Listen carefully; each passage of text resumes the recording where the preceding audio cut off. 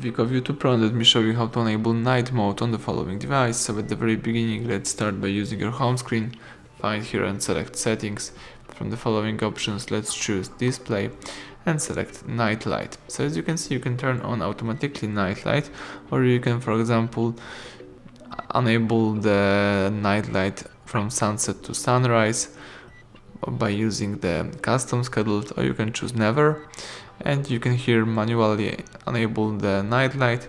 So here you can also change the intensity, and it's very useful to use sometimes the night light because the night light tints your screen amber. This makes it easier to look at your screen or read in dim light, and may help you fall asleep more easily.